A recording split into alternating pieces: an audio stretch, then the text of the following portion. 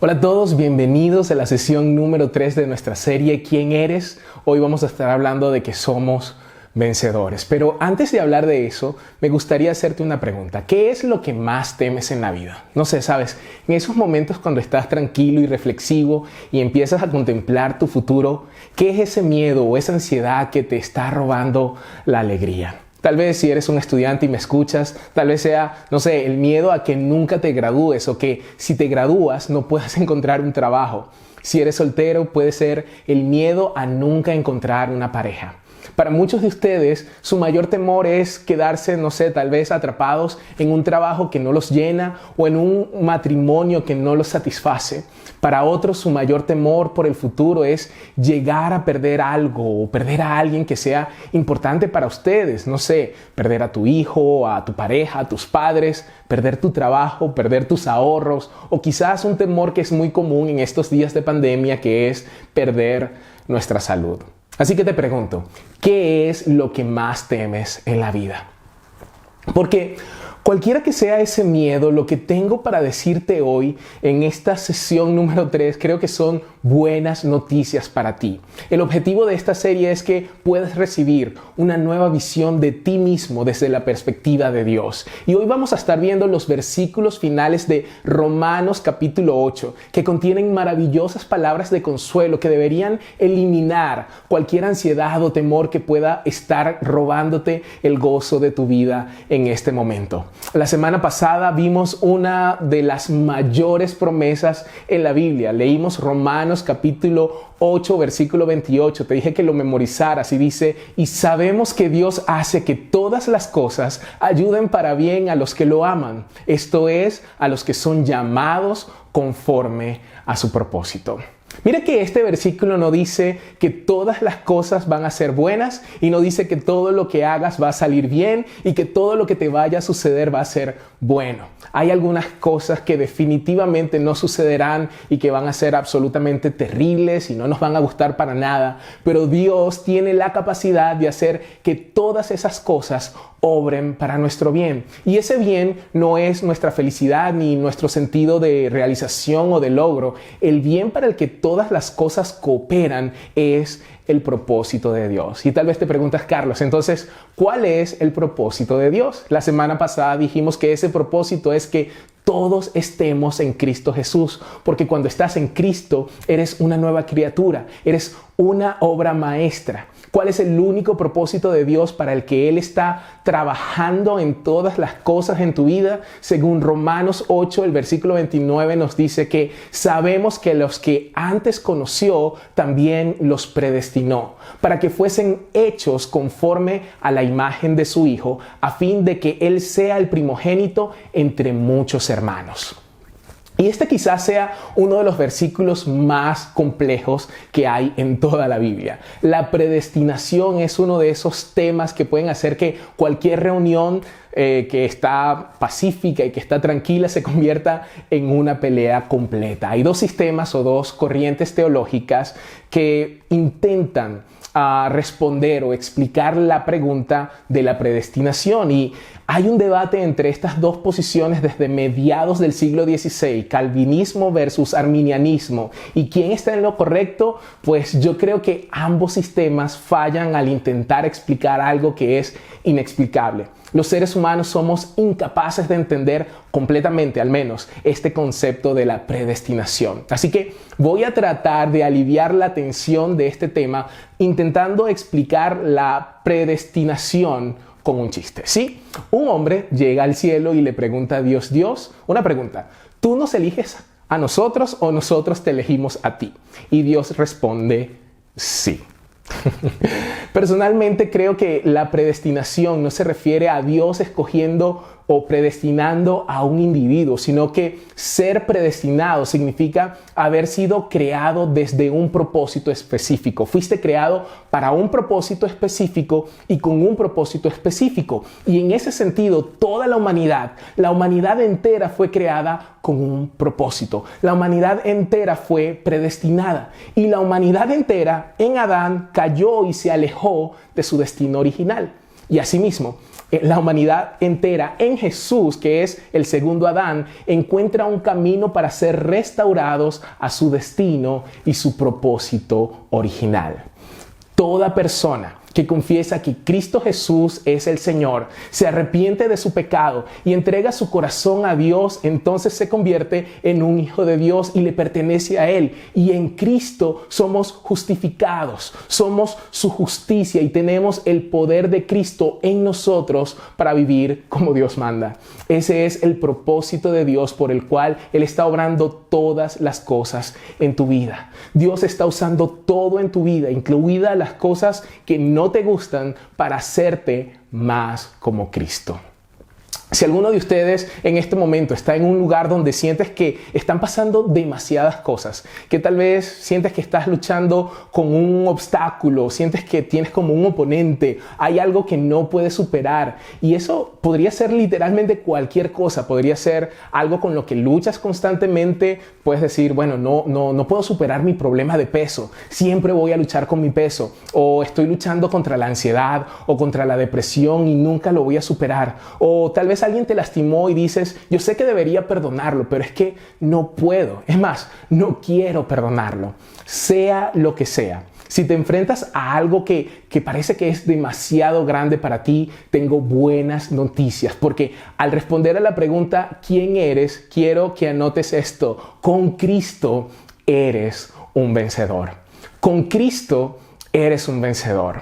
La premisa que tenemos es que cuando sepamos quiénes somos, entonces vamos a saber qué hacer. Y en Cristo eres un vencedor. No que algún día te vas a convertir, algún día vas a ser un vencedor. No, posicionalmente cuando estás en Cristo, eso es lo que eres. Y permíteme mostrarte en la palabra de Dios que esto no es algo que yo me estoy inventando, sino que es una porción que es realmente rica en las Escrituras. Una de mis favoritas de este capítulo 8 de Romanos. Vamos a continuar leyendo en el versículo 31, donde el apóstol Pablo hace esta pregunta y dice, si Dios es por nosotros, ¿quién contra nosotros? Leamos lo que dice Romanos capítulo 8, verso 31.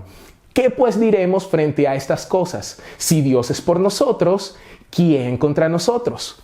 Y me encanta este versículo porque si Dios está de tu lado, ¿qué te puede detener? ¿Qué puede estar en tu contra? Si todas las cosas que suceden van a obrar para tu bien, ¿qué puede estar en contra de ti? El versículo 32 dice, el que no eximió ni a su propio Hijo, sino que lo entregó por todos nosotros, ¿cómo no nos dará gratuitamente también con Él todas las cosas? Quiero que avancemos un poco y vayamos al versículo 35, donde Pablo hace una pregunta y enumera 7 obstáculos diferentes que todos nosotros, de una forma u otra, en un momento u otro, vamos a enfrentar. Versículo 35 dice esto: ¿quién nos separará del amor de Cristo? ¿Tribulación, o angustia, o persecución, o hambre, o desnudez, o peligros, o espada? Así que Pablo enumera estas 7 cosas que de una forma u otra todos enfrentaremos. Incluso 2000 años después de que Pablo hiciera su pregunta inicial, él dice, ¿nos separarán los problemas o las angustias del amor de Cristo? Y yo les garantizo que muchos de nosotros en este momento están enfrentando algún tipo de problema o angustia. Puede ser tan pequeño como un dolor de cabeza o una migraña, puede ser que estás luchando contra un matrimonio que es desafiante, puede que tu hijo no esté haciendo las cosas como tú esperas, o que se haya ido de la casa, o que no sabes cómo vas a pagar las cuentas a fin de mes y eso representa un problema, una dificultad, una angustia. Y Pablo pregunta, ¿te separarán esas cosas del amor de Cristo? Pablo continúa diciendo y dice, ¿y qué me dices de la persecución? Porque puede que seas un niño o una niña de 6º grado y siempre llevas tu Biblia a la escuela y tus amigos no entienden por qué la llevas y se burlan de ti, o puede que estés en la universidad y hayas decidido guardarte, mantenerte virgen hasta el matrimonio y tus amigos no lo entienden y igual se burlan de ti. Y puede tal vez que seas, no sé, adulto, una persona de negocios y rechazaste un trato que iba a ser muy rentable porque eso iba a ser comprometer tu integridad y tus socios y la gente a tu alrededor no lo entiende y te señala y hacen comentarios sobre ti. ¿Te apartará la persecución del amor de Cristo? Pablo continúa diciendo que hay del hambre o de la desnudez. Y yo sé que lo más probable es que no tengas hambre, que ya hayas cenado y que, aunque no los veo, espero que no estén desnudos viendo este video. Y si lo estás, no queremos saberlos. Por favor, no escribas en el chat que estás desnudo. No, si estás desnudo, necesitas a Cristo y necesitas ponerte ropa. Eso es lo que te dice el Señor en esta noche. Pero puedes que estés diciendo, no sé, sabes, yo no estoy enfrentando, Carlos, hambre o desnudez, pero para nosotros, en nuestra realidad, este versículo tal vez podría traducirse o representar dificultades financieras, ¿sí? Cuando ves que te queda más mes que dinero, cuando te estás preguntando cómo vamos a pagar esto, cuando te preguntas si de dónde va a salir el dinero, y si estás luchando contra eso, ¿te apartarán las crisis financieras, las crisis económicas del amor de Cristo? Pablo continúa y dice, ¿habrá peligro o espada? Y sé que la mayoría de nosotros vivimos en países donde no estamos en peligro de muerte por hacer pública nuestra fe. Pero sabemos que hay hermanos en otras partes del mundo que si hacen pública su fe en Jesús, su vida estaría en peligro. Y en este país, yo lo sé, lo reconozco, que eso no sucede, ¿verdad? Así que peligro o espada para nosotros podría representar una dificultad física o una enfermedad, un informe médico. Podría ser que el doctor te dijo a ti o, no sé, a alguien que amas, las cosas no se ven muy bien. Y Pablo pregunta, ¿quién nos separará del amor de Cristo? ¿Problemas? ¿Angustia? ¿Persecución? ¿Hambre? ¿Desnudez? ¿Peligro? ¿Espada? Y en el versículo 37 él responde enfáticamente a esta pregunta y dice, claro que no. Leamos, dice, más bien en todas estas cosas somos más que vencedores por medio de aquel que nos amó. ¿Quién eres en Cristo? Todos díganlo en voz alta. En todas estas cosas, en medio de cualquier situación, en medio de cualquier problema o dificultad, somos más que vencedores. Vamos, repítelo. Somos más que vencedores. No en nuestro propio poder, sino a través de ¿quién? A través de Cristo, por medio de Jesús que nos amó. No en nuestras propias fuerzas, no es en nuestro propio poder, no es en nuestro esfuerzo, sino a través del poder del Espíritu de Dios, a través de Cristo resucitado, que nosotros podemos decir hoy, soy más que vencedor. De hecho, esa pequeña palabra griega que se traduce como conquistador o vencedor es la palabra Nikao. De ahí viene la marca Nike. Y esa palabra significa ganar, ser victorioso. Pero esa no es la palabra que se usa en este pasaje. La palabra que se usa aquí es hupernikao o hipernikao. Huper significa hiper, mucho más que, por encima de. Así que hupernikao significa vencer más allá del reconocimiento, obtener una victoria decisiva, que eres mucho más que un conquistador o vencedor. La Biblia nos dice que somos mucho más que un vencedor. A lo que me refiero es a ese tipo de victoria donde Dios vence a tu oposición y la vence mucho más allá de nuestro reconocimiento. Por ejemplo, cuando los egipcios estaban persiguiendo a los israelitas y Dios separa el mar rojo para que los israelitas lo atraviesen. Y cuando el ejército egipcio que los está persiguiendo intenta pasar, Dios dice, ustedes no, y todos ellos son arrastrados, que estamos hablando de una victoria total, una victoria aplastante. Nadie se puede llevar crédito por eso, sino solamente Dios. O como la historia de Gedeón en Jueces 6 al 8, cuando Dios le dice a Gedeón, enfréntate al ejército de los madianitas. Y Gedeón responde, pero es que tengo demasiado miedo. Y Dios le dice, no, tú eres un valiente guerrero. Y Gedeón, aunque todavía no lo cree, le dice, Señor, solamente tengo 32,000 hombres. Y Dios dice, no, 32,000 son demasiados para que yo obtenga la gloria. Y Dios reduce el ejército de Gedeón de 32,000 a 300 y les dice, ahora sí, vayan, tomen sus armas, tomen sus cuernos, tomen sus cántaros y toquen los cuernos y rompan los cántaros, y Dios hace que todo el ejército enemigo se vuelvan unos contra otros y se aniquilen entre sí. Eso, mis amigos, es hupernikao, y eso es lo que eres en Cristo. Eres más que vencedor, eres más que victorioso. Ahora, al escuchar esto puede que pienses erróneamente que nunca vamos a pasar por situaciones malas en la vida o que no vamos a pasar por dificultades, pero de hecho Jesús dijo en Juan capítulo 16, verso 33, estas cosas les he hablado para que en mí tengan paz. En el mundo tendrán aflicción, pero confíen, yo he vencido al mundo. Tendremos aflicciones, Jesús lo afirma. O quizás puedas pensar que la victoria depende de que Dios nos saque de esas situaciones que parecen imposibles, que Dios nos saque de allí. Pero en realidad ya somos más que vencedores, incluso mientras estamos en medio de una situación imposible. Para que seamos derrotados, tendríamos que estar separados del amor de Cristo por nosotros. Tendríamos que estar separados del cuidado amoroso de nuestro Padre Celestial. ¿Puede algún enemigo o puede alguna situación lograr eso? ¿Quién nos separará del amor de Cristo? Esta pregunta se responde en los versículos 38 y 39. Lee conmigo lo que dice. Pablo dice, por lo cual estoy convencido de que ni la muerte, ni la vida, ni ángeles, ni principados, ni lo presente, ni lo porvenir, ni poderes, ni lo alto, ni lo profundo, ni ninguna otra cosa creada nos podrá separar del amor de Dios, que es en Cristo Jesús, Señor nuestro. Nuestra victoria ante cualquier situación no es circunstancial, no depende de lo que nos rodea, es relacional. Somos más que vencedores porque estamos unidos por fe al victorioso Señor Jesús. Con Cristo eres un vencedor. Número 2, si estás tomando nota, como eres vencedor, entonces vive con actitud de vencedor. ¿Quieres vivir en victoria? Entonces es hora de empezar a pensar en lo que estás pensando.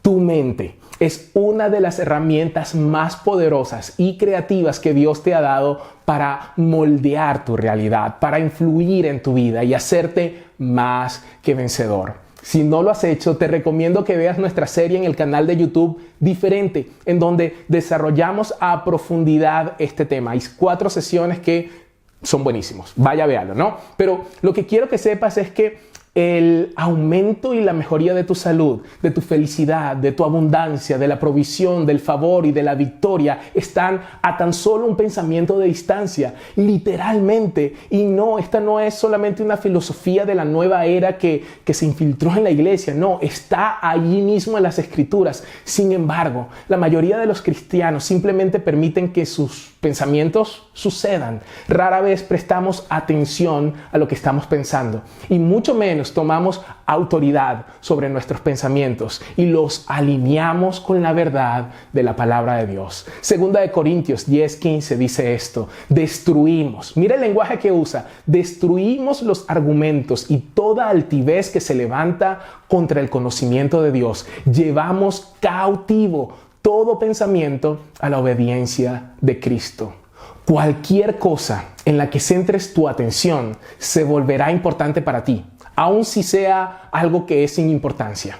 Si nos centramos en las cosas negativas, potenciamos la negatividad de nuestras vidas. Si nos enfocamos en cosas egoístas y carnales, fortalecemos nuestra naturaleza caída. Si murmuramos, si nos quejamos, si nos centramos en lo que parece injusto en medio de nuestra situación difícil, no estamos ayudando a resolver el problema. En cambio, lo que estamos haciendo en realidad es fortalecer esa frustración, fortalecer la ira, fortalecer la amargura, la decepción, la injusticia que creemos que hay en nuestras vidas. Pero si por el contrario elegimos enfocarnos en lo positivo, en la verdad del reino y la palabra de Dios, entonces le estamos dando poder al amor, a la luz y a la vida de Jesús para que nos llene y fluya a través de nosotros. El apóstol Pablo lo expresó de esta manera. En Filipenses 4, versículo 8, dice: concéntrense, enfóquense en todo lo que es verdadero, todo lo honorable, todo lo justo, todo lo puro, todo lo bello y todo lo admirable.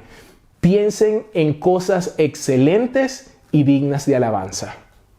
Lo increíble es que Pablo escribió esto desde la cárcel. Él estaba encerrado en condiciones horribles, sin saber si viviría o si lo ejecutarían al día siguiente. Sin embargo, escribió una y otra vez cosas sobre el gozo, el regocijo, la expectativa ansiosa, el privilegio de caminar con Cristo, la esperanza, la confianza, la paz. Y cerca del final de su carta, Él nos comparte cómo todo esto es posible. Él dice, tienes que elegir en qué te enfocas. Decide en lo que piensas. Llena tu mente con pensamientos que son verdaderos, honestos, puros, hermosos, buenos. Básicamente nos está diciendo, llénalos con la palabra de Dios. En medio de los desafíos, no permitas que tu mente se desvíe con pensamientos de víctima. Cosas como, es que estas cosas nada más me pasan solamente a mí y al Chavo del Ocho. Es que estoy bajo ataque, pastor. Mira, en lugar de eso, ten pensamientos victoriosos como, bueno,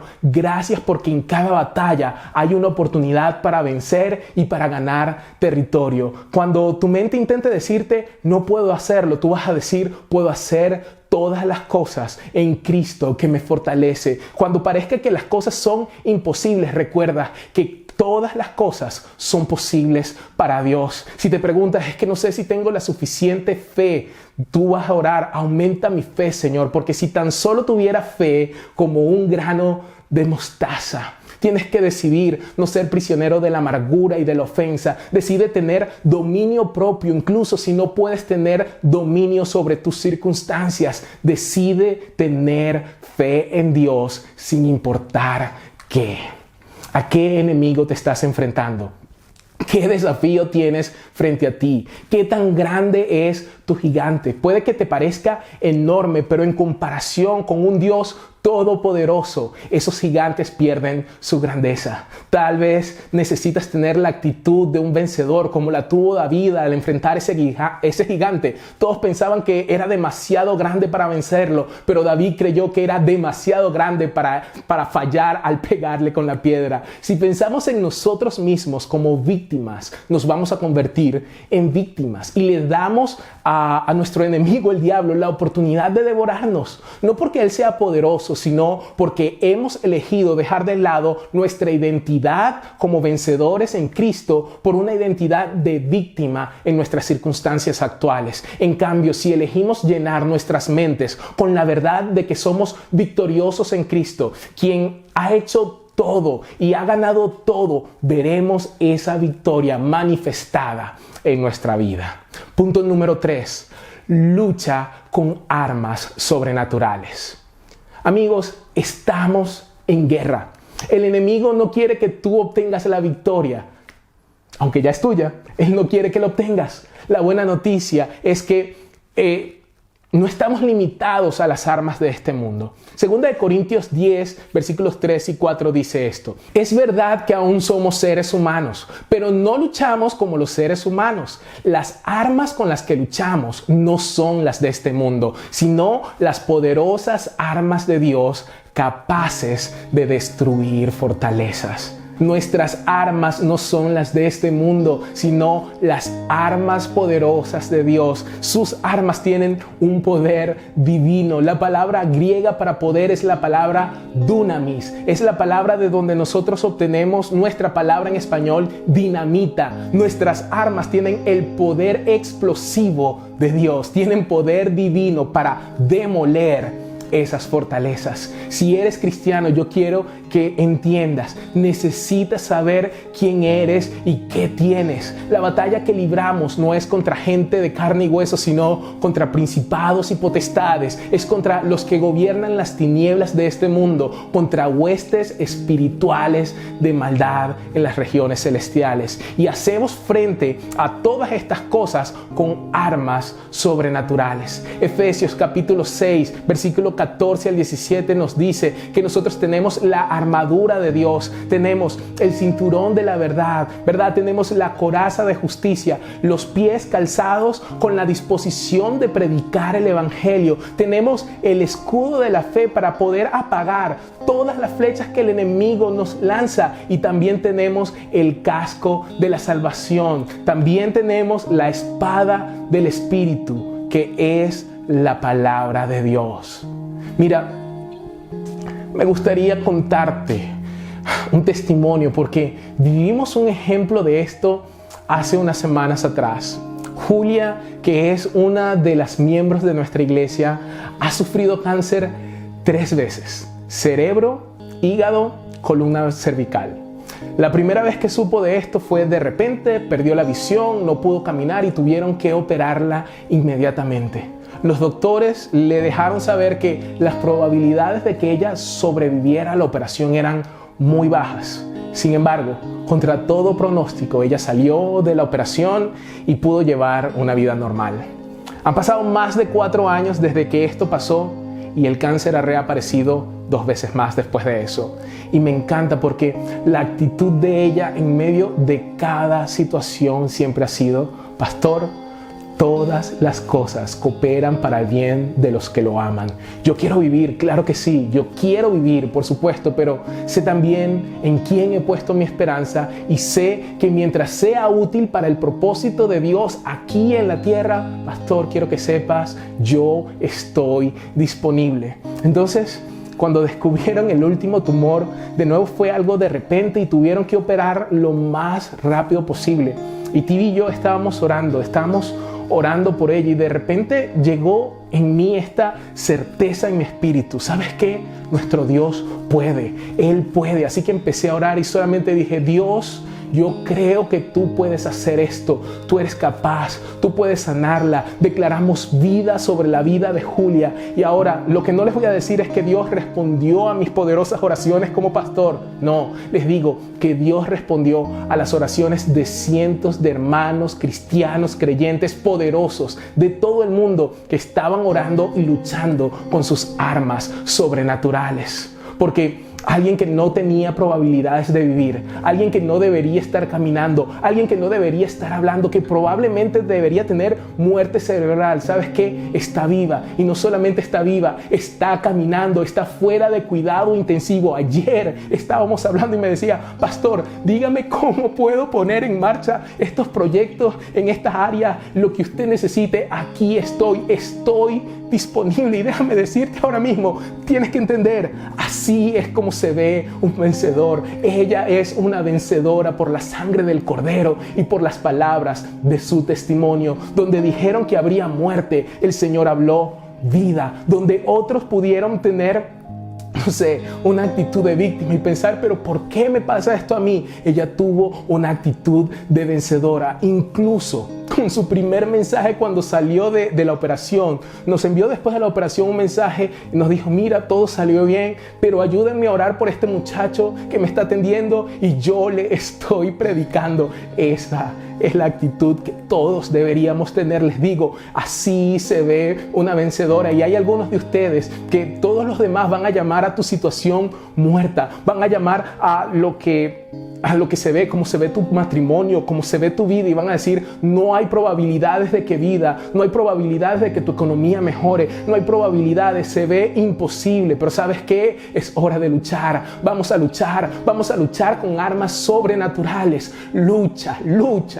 No luches solamente como un hombre en tus fuerzas, pelea como un hombre de Dios, lucha como una mujer, ponte sobre rodillas y di: ¿sabes qué? Creo que nuestro Dios puede, y lucharemos como un hombre y como mujeres de Dios con las armas sobrenaturales que Él nos ha dado. La batalla no se trata de lo que estás enfrentando. La batalla no es contra tu familia, la batalla no es contra tu matrimonio, la batalla no es un problema financiero o una enfermedad. La batalla debe ganarse primero en tu pensamiento. El diablo, nuestro enemigo espiritual, desea destrozar tu mente. Él quiere quebrarte mentalmente, hacer que te rindas, que digas: ¿sabes qué? No puedo más, no puedo soportarlo más. Voy a usar mi opción para rendirme. Voy a tocar la campana y voy a volver a como eran las cosas antes. Y llegas a este punto en el que crees que no tienes más energía, que no tienes más fuerza para seguir luchando, que no tienes la capacidad para vencer. Pero estoy aquí para recordarte